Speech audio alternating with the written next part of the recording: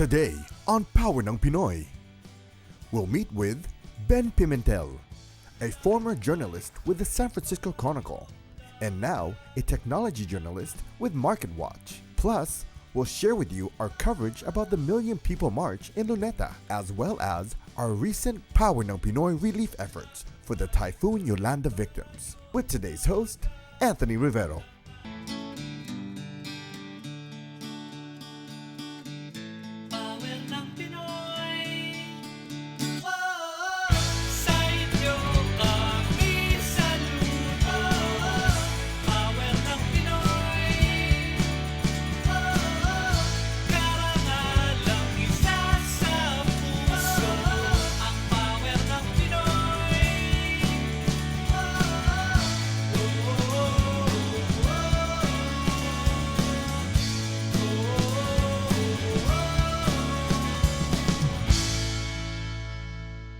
Welcome to Power ng Pinoy. My name is Anthony Rivero. In today's inspiring show, we are proud to bring you the story of journalist and author Ben Pimentel. Also, we'd like to bring you how Power ng Pinoy has been a part of two major events in the Philippines, in the Million People March, and the recent devastation of Typhoon Haiyan, or Yolanda as it was called in the Philippines. But first, let's hear the inspiring story of Benjamin Pimentel, a multi-awarded journalist and author from the San Francisco Bay Area. He received his education in the Philippines and came to the US in the 90s, working as a business journalist for major media outlets. He has authored a number of books and written articles on a wide range of topics, including issues facing Filipino Americans in the US and also in the Philippines. Let's turn over to our Silicon Valley correspondent, Eliza Anderson, for this full story. Thank you, Anthony. Our next story is about a veteran technology journalist reporter formerly with the San Francisco Chronicle and now with MarketWatch. Let's look at the life of Benjamin Pimentel, his success, and how he gives back to serving our kababayans through his passion in writing about the lives of the Filipino struggles and success. I was born in Manila and grew up in Quezon City. I've been a journalist since I graduated from college in the Philippines at UP Diliman. I wanted to study, so I came here to go to UC Berkeley to study, to get a master's degree in journalism, and fell in love with San Francisco. And I moved there when I was in my 20s.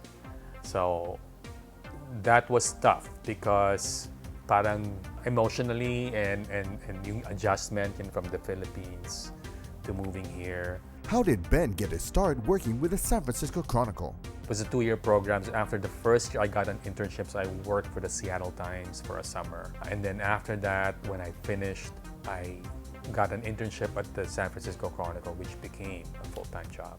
So I was really planning to return, but then the opportunity came up to stay here, and I took it. And I don't regret it. I mean, I had a great time working for the San Francisco Chronicle for 14 years. When I started working for the Chronicle, I was covering general news, I was covering Asian American affairs, so I was writing a lot about the Filipino community in the Bay Area. And I covered the elections in the Philippines, and I covered People Power 2 for the Philippines, and the trial of Joseph Estrada. As his journalism career flourished, Ben decided to shift to writing about the tech industry. Later on, I decided I wanted to expand and to cover other things. So in 2001, actually shortly, I think a month before 9/11, I shifted to covering the tech industry, which was back then, that was after the dot-com bust. So there were a lot of different issues that were emerging. And I grew to like it because it's exciting, it's new. When I started covering the tech industry, wala pang Facebook, wala pang Twitter, wala pang social media. So I saw those trends emerge over the last, I guess, 15 years. I left the Chronicle in 2007, and then I worked now for another publication, MarketWatch, covering technology. The internet has been around since the 60s. Before the 90s, it was really limited to mga academics and mga researchers. In the 90s, it became a mass phenomenon. It was an adjustment for me. Being in school helped because in a way, being in school was way for me to understand first what the field was, and actually to get contacts, to establish myself. Because then you'll have professors who will say, "Oh, you're doing well," and then they'll recommend you. How does Ben compare the style of journalism in the past and in the Philippines? It's a struggle, it's an adjustment, it's a different pace, it's a different world compared to the kind of journalism in the Philippines. But I suspect nowadays it's going to be less of an adjustment because people in the Philippines read what's in the New York Times and vice versa. What does Ben think about the evolving changes in journalism today? I've had a good life here, and I've had good opportunities, but I've seen the landscape change depending on what field you're in.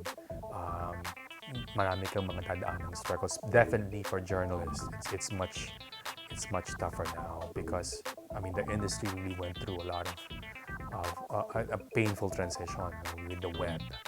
I guess for young people who are thinking of moving here today, it's going to be tougher. When I moved here, there were still a lot of opportunities. That was the dawn of the .com era, booming. And there were a lot of jobs, especially in tech. That has changed dramatically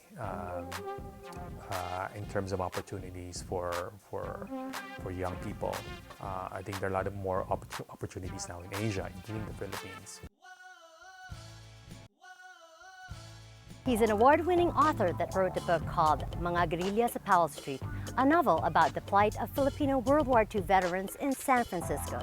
This book won the National Book Award in 2008. Ben's success in writing about Filipino culture strengthens the advocacy and commitment to help his community and the Filipino people.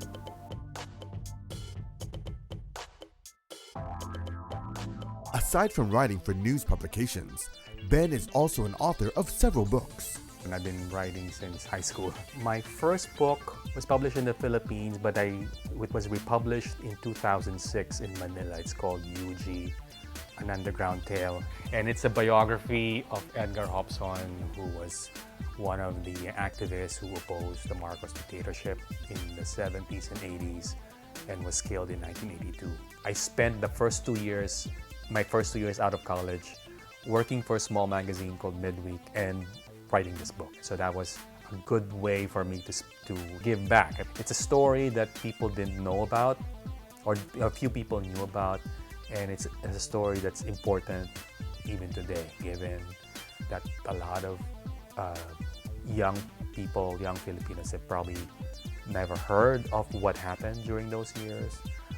Some of the personalities who were part of that regime and part of that time are back in power, and marami sa mga Pilipino hindi na naalala kung ano yung nangyari, ano yung mga hirap na pinagdaanan ng maraming tao, and the sacrifices that a lot of people made to get rid of the dictatorship. I feel very strongly about those things, about being able to preserve the memory, especially for young people, because we have to remember what happened to make sure that it doesn't happen again. Ben also published a book in Filipino. And then after that, I wrote a novel in Filipino, Mga Guerrilla sa Powell Street, about Filipino veterans in San Francisco, about their struggles here. It wouldn't come alive in English, and it's like parang sinasabihan ako ng mga characters, bakit mo kami pinag-i-English in mga Pilipino. And it was when I shifted to Filipino that the characters really came alive, that the story moved forward. I also wrote a book about the election of Barack Obama from the perspective of the Filipinos in the United States, called Paring Barack, Filipinos in Obama's America. Ben's latest book, How My Sons Lost Their Tagalog, is about Filipino parenting in the United States. My latest book came out in July. It's a collection of essays, How My Sons Lost Their Tagalog. It's about a range of topics, including parenting and how Filipino parents in the United States and what kinds of issues that they face. My wife and I decided that, okay, our son's first language should be Tagalog. So both of them grew up learning Tagalog. It was tough. They'll adjust. And they did. And it's helpful for them, because for them to be able to expose to two languages early helps them to learn other languages and actually helps them in learning in general. Ben shares his message for aspiring journalists. You have to be in a field where you're really interested. And sometimes it takes time for you to discover if you're interested in one thing or another. But the key here is, at least for me in my career as a writer, as a journalist, is I was able to not just survive but thrive because I was interested in it. Because it was something that I really wanted to do. You are shaped by your life experiences is a lesson in life Benjamin Pimentel learned on his journey in becoming a successful writer. For him, writing is about discovering. He has fulfilled his dreams and has never given up. Yan ang power ng Pinoy. In our next story, we bring you a special segment of how Power ng Pinoy played a key role in one of the biggest events in Manila. This is the famous Million People March, a protest rally in Luneta attended by hundreds of thousands of Filipinos all over Metro Manila. Let's hear from our Metro Manila correspondent, Alyssa, for this special report. Despite the rain this morning and a very muddy Luneta, people still gathered wearing white to show the government who's boss. Ako ay pumarito upang purihin kayo, ang mga pwersang magbabago. Nagsama-sama at nagtipon dito sa Luneta. Ibang aking lahi, ito'y aking natanaw. Sa bawat sulok ng mundo, kitang galing ng Pilipino. Hi, this is Alyssa Liba from Power ng Pinoy, and I'm here in Luneta with Mr. Leo Martinez. Sir, what brings you out here today? We want to demonstrate our outrage at all these mga pork barrel. Nandito kami para i-register yung galit doon sa mga nangyayari. Gusto ko rin ipahayag yung aking damdamin tungkol sa mga nangyayari sa ating bayan. And just like anybody, every country-loving Filipino, I'm here. Isa itong selebrasyon ng pagka-Pilipino at sa tingin ko ay maraming mga tao ang nakikita o nararamdaman yung epekto nung korupsyon sa pamahalaan natin. I clarified that people are coming for various reasons. I was gonna be here because I am outraged by the pork barrel scam. My husband and I are doctors, so we get taxed. We pay a lot of taxes. And we pay our taxes, mind you. We find out someone's abusing the government, someone's abusing taxpayers' money. And we figured this time it's really bad. It's matakaw. It's so matakaw. So we wanted to come. We wanted to show protest in our own way. Kaisa tayo ng ating administrasyon ng pagbabago ng ito na siguro yung simula na inaayos natin yung ating bayan. Magbaboy! Makibaka! What is special about the Million People March is the fact that social media gathered the people here today in Luneta as well as around the world for one cause. Behind me is an LED screen which features tweets from people who use hashtags Million People March as well as scrapbook. This just goes to show how 140 characters or less can change the course of history. Basically, we're here po to support and to parang itayo yung transparency and yung panawagan ng mga taong bayan for good governance sa ating government. And this is our civic engagement. Parang kasi sa pagpakiisa sa ganitong gawain, parang ikaw yung nakikiisa para mawala ang ating mga korap sa gobyerno at para mawala na rin ang mga salot sa lipunan. Enough is enough. We can't continue with this system of government. Something has to change. And I'm happy that with this people power, with this like-minded people who want to have a good, clean, honest government are here to voice out their opinion, their demand. I am here with Aaron. He is 8 years old, the class president of De La Salle Isabel, grade 4, section H. Aaron, what are you doing in Luneta today? I want to help those who gave their money but didn't get anything in return. It's very important because everything that we're doing right now is actually for their benefit, for their future. Yes, and they need to be aware of what's happening around them. I'm with Mr. Luis, the Executive Director of Gawad Kalinga. Sir, what brings you out here to Luneta today? Well, for three main reasons. One, we're really against corruption. Two, we want to honor those people and NGOs who are legitimate and honest, who are really making an impact amongst the poor. And the third one, of course, we want to connect to the goodness that's here and really just express our support. No? That tama yung sinabi ni Cardinal Tagle that bawat isa sa atin may pananagutan.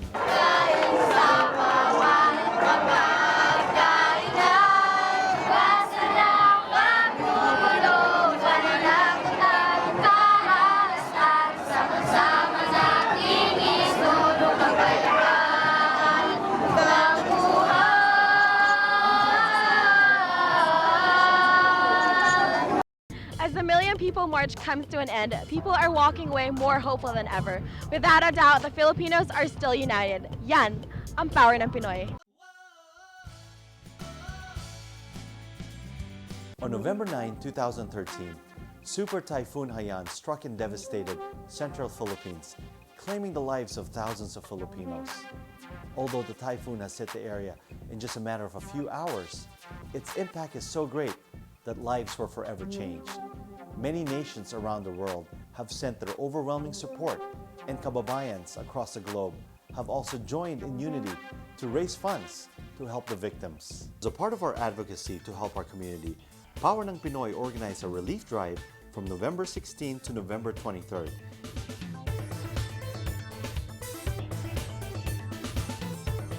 Hi, I'm Anthony Rivero from Power ng Pinoy, and the Filipino spirit is live in full effect. Super Philippines is here para sa ating Typhoon Haiyan relief here at Island Pacific Supermarket in Vallejo, California. We're very proud to be Filipino, and we'd like to thank you all the Filipinos that's given back here in Vallejo.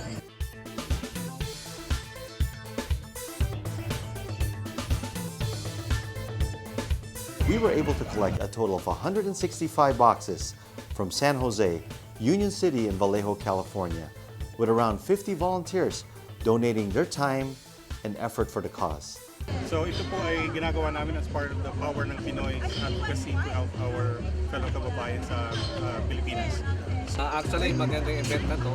We're helping our kababayan in the Philippines.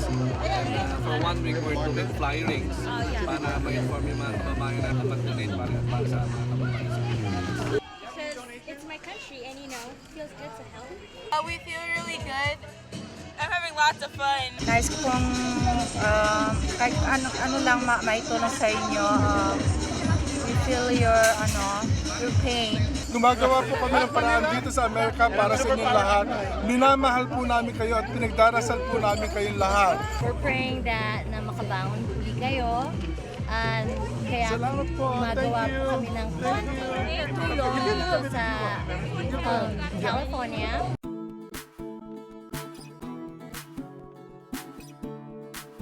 Boxes were shipped directly to Philippine Red Cross for free by LBC. In addition, the benefit dance, dubbed Handog Pamasko, is in partnership with the Cheryl Burke Dance Company and the Philippine American Press Club. Anthony, thank you, and keep dancing. But most of all, I'd like to thank everybody's presence and also all the volunteers here.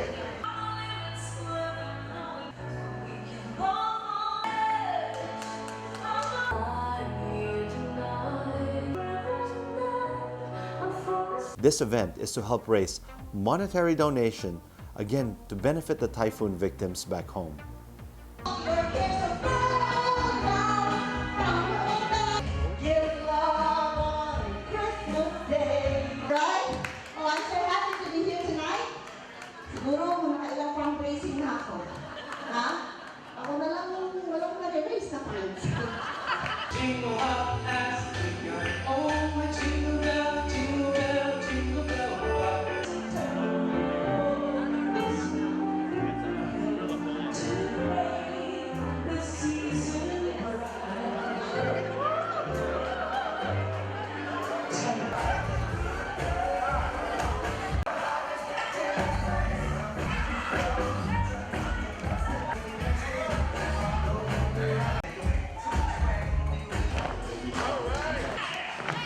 Giving back. This is what Power ng Pinoy has stood for and will continue to pursue. We believe that true success is hollow without the element of giving back to society. Since the show's humble inception in 2011, we had featured many stories of Filipinos who not only served as inspiration, but also gave back to the community.